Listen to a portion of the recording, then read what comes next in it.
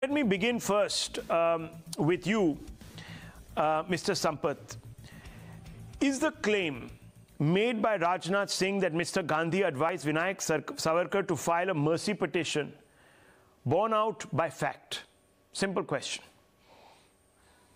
Yes, partly it is because in 1920, just after the First World War, when there was a royal proclamation from Emperor George V, most of the political prisoners in India were released, but only the Savarkar brothers, who were considered as dangerous category criminals, they were not released.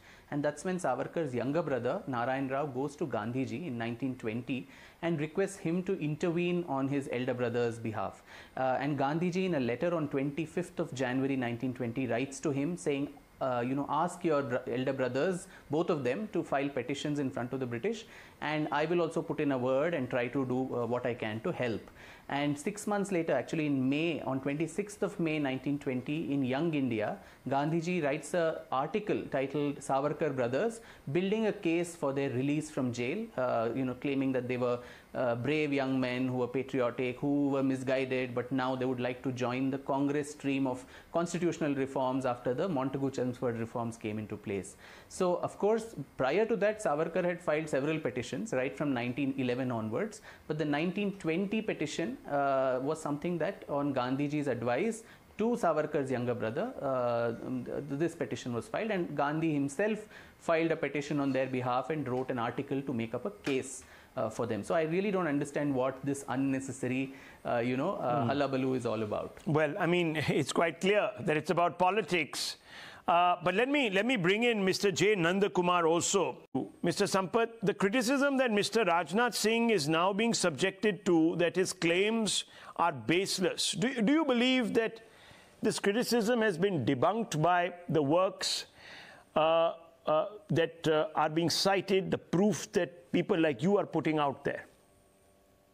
Yes, actually it's in the collected works of Mahatma Gandhi, volume 19. Very clearly this letter from Gandhiji to Narayan Rao Savarkar is there, dated 25th of January 1920, where he says clearly, ask your brothers to file a petition, and I'll also see what I can do in my own way to get them out of cellular jail. So it's very much born out of fact. Of course, maybe the confusion that Mr. Singh's statement gave out was that all the petitions were filed on Gandhiji's advice, which was not correct. But the 1920 petition was certainly on his advice and with Gandhiji's active support, which itself shows that filing a petition was a very normal thing those days, and it was not as is made out today, that it's some mercy petition or an apology. It was a very normal procedure for several political prisoners to file petitions seeking their release. So that's why when Gandhiji knew this procedure and advocated the same. But today, for contemporary politics and squabbling for ideological reasons, people unnecessarily bring this up and call it a mercy petition. In my book, in fact, the first volume of my biography of Savarkar, called Echoes from a Forgotten Past, I've included all these petitions in the appendix. Nowhere is it an apology from the British. He just also acts as a spokesperson for all the other young political prisoners who were there at cellular jail.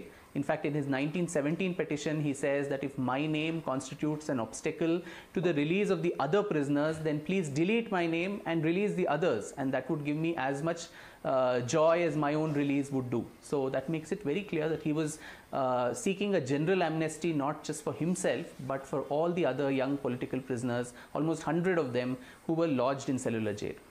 Well, thanks.